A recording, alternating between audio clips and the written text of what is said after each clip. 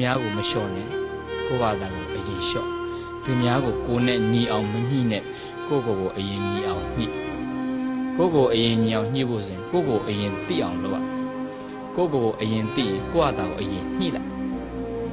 ကိုယ်နဲ့ကိုယ်စိတ်နဲ့ကိုယ့်ကိုညီသွားပြီဆိုရင်သူတို့ဘာကလာညှိเสียမလို့တော့ကိုယ့်ဘာသာကိုအပီပင်ညီသွားတော့တာဖြစ်တဲ့အတွက်ကြောင့်ကိုယ့်ရဲ့ခံစားချက်မှုလည်းရော့သွားမယ်ကိုယ့်ရဲ့မျှော်လင့်ချက်ကလည်းပဲအလိုမကျမှုကိုပေါ်ပြီးတော့မဖြစ်စေတော့ဘဲနဲ့ဘဝမှာလေနေရထိုင်ရတော့တတ်တာပဲဆိုတော့မျောလင်းချက်အားကြီးတဲ့ပုဂ္ဂိုလ်ကအလိုမကျတာတွေများတတ်တဲ့အတွက်ကြောင့်အလိုကျတာတွေရှိချင်အလိုကျခြင်းလိုချင်တာတွေကိုလျှော့ရမယ်စိတ်တိုင်းကြခြင်းစိတ်ရိုင်းတွေကိုလျှော့ရမှာဖြစ်တဲ့အတွက်ကြောင့်သူများကိုမလျှော့နဲ့ကိုယ့်ဘာသာကိုလျှော့သူများကိုမညှိနဲ့ကိုယ့်ဘာသာကိုညှိသူများကိုမကြည့်နဲ့ကိုယ့်ဘာသာကိုညှိပြီးတော့ကိုယ့်ကိုယ်ကိုဆုံးမနှလုံးလှတဲ့လူသားများအသုံးကျတဲ့လူသားများဖြစ်ကြပါစေကုန်တော့သတည်း